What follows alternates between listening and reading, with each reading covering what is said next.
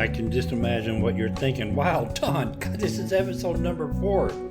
You're really kicking it out of the ballpark there all of a sudden, you know. I tell you what, folks, this idea of doing this podcast is so much easier for me now that I understand how to do it and how it works and how you can benefit from it. That's really more important to me than anything else. Today, I want to talk to you about ChatGPT. I know that many of you are probably thinking, because I know that the people from my generation, the baby boomers, you guys, you just don't want to do technology. I'm never going to understand that. I guess I don't really need to understand it. Maybe I do understand it. I mean, after all, we came from a time when, technology was the push-button telephone. I can remember when we got the push-button telephone, I was like, oh, man. No, actually, I was even more excited by getting the CD, Remember when we had 8-track tapes and we had cassette decks, and we walked around really cool, through the neighborhood with the Sony Walkman hanging off of our side with the little tape cassette in it that had our music on it. And I got all excited when we went to the CDs, Then, of course, me being involved in technology, I've been involved in technology all my life. If it's out there and if it's interesting, I want to know about it. That's the way I was with photography. That's the way I've been with computers. I've been involved with computers since Bill Gates reached puberty, and well, maybe not that early, but anyway, you know what I mean. It's been a long time. So anyway, let's talk about ChatGPT. You're thinking, what am I going to do with it? Folks, don't be intimidated by ChatGPT. And for those of you that just got to know, ChatGPT stands for Generative Pre-trained Transformer. You're thinking, well, what exactly does that mean? I'm just going to tell you. You know what? I'm going to use ChatGPT because I looked this up one day. I actually used ChatGPT to help me understand exactly what ChatGPT was. And I'm going to look it up here. Be right back. Well, you know what? Okay, I'm going to do better than that. I'm going to do it live, okay? I've got my computer in front of me, and I'm going to log into ChatGPT, and I'm going to ask, and by the way, I named my engine. My ChatGPT is Darby, D-A-R-B-Y. It's a long story on how I came up with that name. It's kind of sentimental to me, and it reminds me of somebody that was a mentor in my life. But anyway, that's the name I use, Darby. So just without going into a lot of lengthy instructions here, when you communicate with your ChatGPT engine, I use OpenAI's GPT. You basically assign them a role. You assign your engine a role. So I'm going to type here, you are my ChatGPT guru. Yeah, that's exactly what I said, ChatGPT guru. What exactly is ChatGPT and how can seniors benefit from it? Boom. I just hit enter. It's typing now. It's typing as I'm speaking here. It's explaining to me what it is, okay? First thing that I see here is, what is ChatGPT? AI language model, okay? This artificial intelligence language model. GPT is powered by a machine learning model trained on vast amounts of text data. It can generate coherent and contextually relevant responses based on the input it receives. Conversational tool. It's designed to simulate conversation, making it feel like you're interacting with a human. You can ask questions, request explanations, and have discussions on various topics. Versatile. ChatGPT can help with a variety of tasks, from answering questions and providing information to assisting with creative writing, coding, learning new skills, or even offering companionship through conversation. So I wanted to know what exactly how can it benefit for seniors? Because let's face it, folks, most of my audience are seniors. Most of my audience are seniors that are looking at the possibility of moving to Ecuador for retirement, like I did. And, I jumped on this this AI and GPT bandwagon just about the same time that it really became mainstream news. You hear about AI just about every day in the news. And if you really want to know a lot about it, all you got to do is go to YouTube and just do a search in the search bar for ChatGPT, and you're going to find a plethora of videos explaining everything you want to know about ChatGPT. But you know what? I'm here to save your day. You don't have to do that. Listen to me, and I'm going to explain to you. Let me see. I'm going to look for something here. Let me go back to what I was going to say. What I was going to say about the benefits for seniors, and then I'll continue with the thought that I have going right now. Benefits for seniors: learning and staying informed. Okay. Now I know some of you cringe at the thought of having to learn something. Let me tell you something, folks. Just because you're retired doesn't mean you can't learn. Damn it, that makes me mad. I hate this idea. I ask some people sometimes, what are you learning? And they look at me like I'm stupid, you know? What are you learning? What are you learning? You, the person that's listening to this broadcast, what are you learning today now that you're retired? You got to keep learning stuff, folks. Learning and staying informed. ChatGPT can help you stay up to date on topics of interest, whether it's technology, finance, current events. It's like having a personal tutor 24/7. I know this sounds like a sales pitch, but it's not, because I'm not trying to sell you anything. I don't give a damn if you fall for this or not. You can get excited about this and jump on this bandwagon with me, or you can go kick rocks somewhere, okay? But I'm telling you, if you're in your 60s and 70s and you're retired, you can benefit greatly by using ChatGPT and all the other AI tools that are available. Benefits for seniors, number 2, companionship and engagement. ChatGPT can engage in meaningful conversation, helping to combat loneliness or provide mental stimulation, not simulation. I know that for some of you, it might be simulation, but anyway, whether discussing hobbies or sharing stories, it can be a comforting presence. Number 3, tech support and guidance. Listen to that. You hear that? Tech support and guidance. If you're learning new technology or need help troubleshooting, ChatGPT can guide you through steps or explain complex concepts in simple terms. Number 4, health and wellness. Boy, and I've got a lot to tell you about that. Number 3, I use that all the time for troubleshooting, and I'll get to that in a minute. Health and wellness tips. You can ask for advice on staying healthy, cooking nutritious meals, or finding exercise suitable for your lifestyle. It can also remind you of tasks or appointments. Number 5, hobby assistance. Whether it's cooking, gardening, or any other hobby, ChatGPT can provide tips, recipes, or ideas to enhance your experience. Number 6, language learning.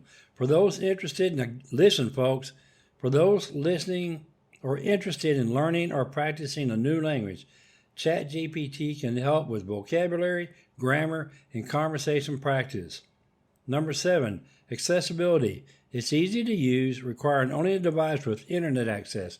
This makes it accessible even if you aren't tech savvy. Okay? One thing it didn't mention here that I'm going to tell you is that you don't have to pay a damn dime for it. It's free. Now, there is a paid version that you can. I paid $20 a month for 3 months for some enhanced ChatGPT whatever, and I really didn't get anything out of it. Here's an example interaction. Senior, I'm trying to learn more about managing my finances in retirement. Can you help? ChatGPT answers, certainly, I can provide tips on budgeting, managing investments, understanding Social Security benefits. What specific areas would you like to focus on? That's an example of a conversation you can have on ChatGPT. I'll tell you another thing that's exciting to me. When I start a conversation with Darby, now Darby knows who I am, and he addresses me as Don. And when I start a conversation with Darby and I ask him for, questions, like one day I wanted to know who are all the U.S. presidents that we've had since George Washington. And of course, Darby answered it to me. And I also requested that he give it to me in table format. Give me the answer in table format. I wanted to see the president, the term, the years of their term, and I wanted to see what party they were in. And Darby answered it right away. It took about 2 seconds for him to answer, wrote it all out for me, and then he listed a party that I didn't recognize. And so I asked Darby, what is this other party you're speaking of? And he answered it for me. So you can have a conversation with it. Now, let me give you some examples of what I use. I'm just going to go down my list. I'm not going to read everything, but when you, by the way, you might be thinking, well, how do I get this? On a computer or on your phone, you can download the app. Just look for OpenAI ChatGPT, or you can just type in ChatGPT, and when you get all the results, you're going to see there's a lot of GPT results. Okay, you'll see a lot of results for ChatGPT. My recommendation is to get the OpenAI ChatGPT. That's the one that I've been using since I started this, and I'm still using it.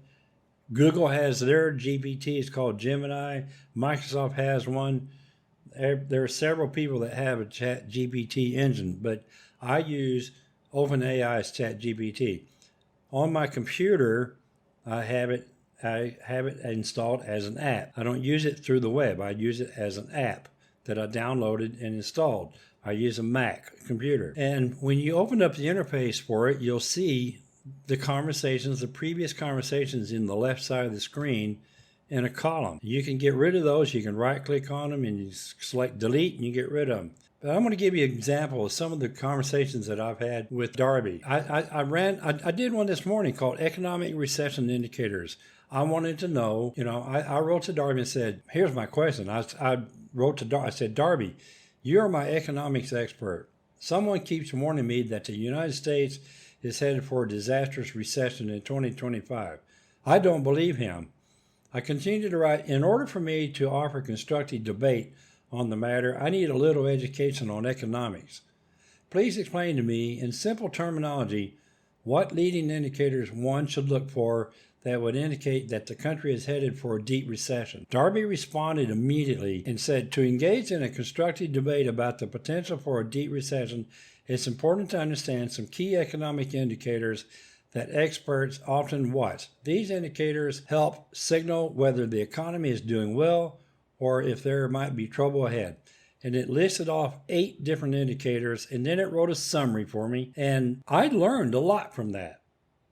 Now, when you do something like that, you can go to Google if you want to, and you can verify anything that you see. It has been my experience since I started doing this, folks. It's been my experience.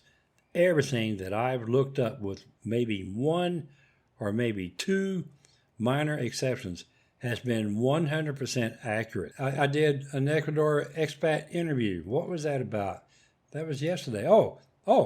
I use it when I do a video. When I did my latest video that I did this weekend down in Ayampi, my workflow, my process is when I record the video, I load it up to YouTube, I keep it private, so it's not published yet.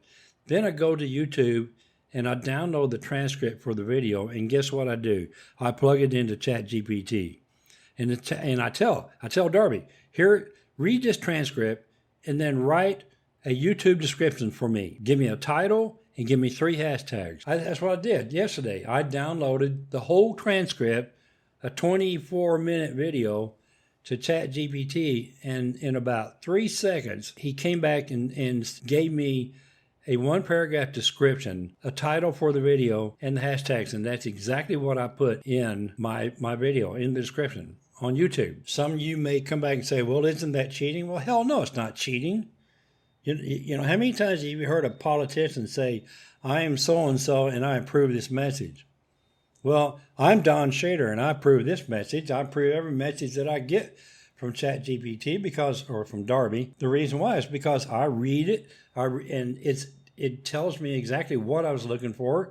I will sometimes make minor corrections to make it fit my personality, because sometimes they might be a little too fluffy for me, or I might sound like I'm a really nice guy, okay?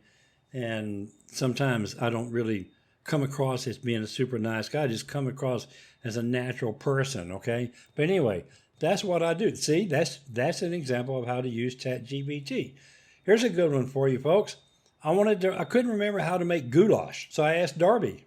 I opened up ChatGPT on my machine. There's Darby. I said, Darby, let me see how I asked, okay? I have to go back to the top. You are my chef, and I need some help with the recipe. please create a simple recipe for goulash. And it wrote the recipe for me, gave me the ingredients, gave me the instructions on how to prepare it, and gave me tips at the end. And he signed off by saying, enjoy your meal. So then I said, please create a shopping list for this recipe. Bingo, there's my shopping list. He gave me a complete shopping list of everything I needed to make this dish. And I'm telling you, it was perfect. You want to know a good 5-day meal plan for yourself? Ask Darby, or ask what you would call your ChatGPT engine. HTML and CSS studies. I like studying web development stuff, and I like coding. And there's a course that I was taking, and oh my God, I got stuck on so many exercises, I couldn't get them right. And so what I would do is I would copy the code, load it up into Darby, and tell Darby, here's my code, what's wrong? And he'd come back and tell me what's wrong and give me the corrected code, and I put it back in. That kind of explains why they say AI will replace programmers within a number of years. Computer science stuff. I have a conversation that's all computer science stuff. Here's one, how lift is created. I was trying to explain to somebody why this airplane crashed in Brazil last week, that crashed as a result of a stall. And so I was trying to remember how to explain, how an airplane stalls. And I can explain that, but I couldn't remember what physics actually makes a plane fly and how wing creates lift. Darby wrote it for me. I asked Darby, I said, let me see what I said. You are my aeronautical expert. Please explain how lift is created on airplanes that enable them to fly. And he wrote it in detail. And another thing too, folks, if you ask your engine a question and it comes back and it seems really complex, tell him to dumb it down for you. You can say, please rewrite this as if you're writing it to a 10th grader or a 10-year-old, or in my case, a boy, and happily rewrite it for you. So you can probably tell I'm a little excited about this because I've been using this for probably almost a year now, and I do something with GPT almost on a daily basis. Don't misunderstand me about this. GPT is not a search engine, okay? GPT does not have internet. You can't ask Darby, what is the weather like in Mesa, Arizona today? Okay, you can't do that. But you can say, hey, Darby, what was the weather in Arizona yesterday? And you will probably get an answer, okay? Have fun with this. Don't be intimidated by it. If you have any questions about it, write to me. My email address is in the description. At least I think it is. I hope it is. It's don@dshader.com if anybody has any questions about this. And I will be happy to explain to you how it works, okay? As senior citizens, as we're getting older and we spend more time alone, the day's going to come when you're gonna start a conversation with your GPT engine, and you're going to be blown away at how well it works. You can pay. I don't think you can do. I'm going to look at my phone here and check something right quick because I think that the paid version gives me the ability to actually have a voice conversation. No, I can do it here. I'm gonna see if I can do this, and you can see if you can hear it. Let me think of something to ask Darby. I'm gonna ask Darby a question. It says it's connecting. It looks like there might be a delay or issue with the connection. If it's related to something specific you're trying to do, like accessing a website or connecting a device, I can help troubleshoot it. What's going on exactly? Nothing specifically at Darby. I just wanted to check in and see how you're doing today. I'm doing well, Don. Thanks for checking in. How about you? Anything new or interesting going on today? No, I'm having a conversation with my audience. I'm doing a podcast and I'm talking about ChatGPT, and I was telling them about you, and I was doing a little quick demonstration. Sounds great. I'm glad to be part of your podcast. If there's anything specific you want to demonstrate or talk about regarding ChatGPT, just let me know. How's the episode going so far? So far, it's doing really well. This is going to be the episode that I'm doing right now is episode 4. Hey, by the way, I was wondering if you could do me a favor and give me a recipe. Of course. What kind of recipe are you in the mood for today? I want to know how to make a macaroni salad. Please help me with that. Sure thing. Here's a simple and tasty macaroni salad recipe for you. Hash ingredients: 2 cups of elbow macaroni, 1 cup of mayonnaise, 1 tablespoon of Dijon mustard, optional, 1/4 cup of finely chopped red onion, 1/2 cup of diced celery, 1/2 cup of diced red bell pepper, 1/2 cup of shredded carrots, 1/4 cup of sweet pickle relish, 2 hard-boiled eggs, chopped, optional, salt and pepper to taste, paprika for garnish, optional. Instructions: 1. Cook the macaroni. Cook the elbow macaroni in salted water according to the package instructions until al dente. Drain and rinse under cold water to stop the cooking process. Set aside to cool completely. 2. Prepare the dressing. In a large mixing bowl, combine the mayonnaise, Dijon mustard if using, and sweet pickle relish. Mix well until the dressing is smooth and creamy. 3. Mix the salad. Add the cooled macaroni, red onion, celery, red bell pepper, shredded carrots, and chopped eggs to the dressing. Gently fold everything together until the ingredients are evenly coated with the dressing. 4. Season. Season the salad with salt and pepper to taste. If you like a little extra flavor, sprinkle some paprika on top. 5. Chill and serve. Cover the salad and refrigerate for at least 1 hour before serving to let the flavors meld together. Serve chilled as a side dish. This salad is perfect for barbecues, picnics, or just as a refreshing side. Feel free to customize it with other ingredients you enjoy, like peas or chopped ham. Wow, thanks, Darby. I'm going to give that a try. And I noticed that you wrote it for me, so now I can print it up and I'll have it for my own use. Thank you so much. You're very welcome, Don. I'm glad the recipe will be useful for you. Enjoy making the macaroni salad. I'm sure it'll turn out great. If you ever need more recipes or anything else, you know where to find me.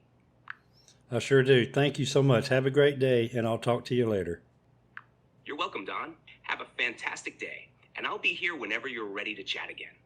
Talk to you later. Okay, bye. Bye, Don. Take care. So that's it. See, I just had a conversation with Darby on my phone. That wasn't a phone call. That was me running the app on my phone. And of course, now I'm looking at my screen on my phone, and I have the whole recipe. Everything that he just said is now detailed out in my conversation history now on my installation of ChatGPT. So you see, that's how it works, folks. You can use it to your advantage. When there's been a lot of fear, people talking about, students using GPT to cheat and so forth. Well, you know what? We don't care about that stuff, not at our age. We want to use this to our advantage, and it's here for us. And it definitely can help you with your life, and it can help you in so many ways. And then I'll tell you one more quick example of how I use it, and then I'll stop. I had to get a blood test done.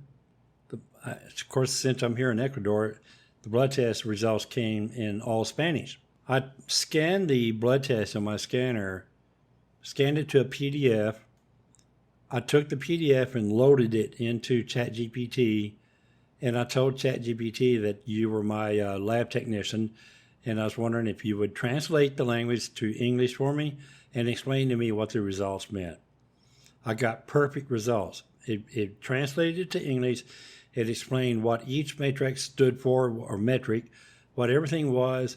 And then I started asking questions like, what do you recommend for treatment for like the high blood pressure and stuff like that?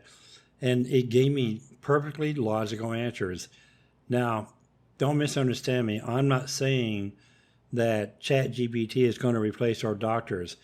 But what you can use it for is when you go to the doctor and maybe you're confused, you don't understand something about your blood test or any results or any report you get, you can ask ChatGPT to confirm things. You can ask ChatGPT to explain it to you. And then you can go, I'm sorry for that. My phone is ringing. I'm going to cancel that. And so then at least you can be informed, okay? You can be informed, and at least you can have enough information that you can come up with intelligent questions to ask your doctor, okay? That's it for this episode. Thank you so much for listening. If those of you that have questions about how to use ChatGPT, or you have any comments or anything, leave them in the comment section on YouTube. And if you want to write to me, don@dshader.com. I'll see you later. Ciao, ciao.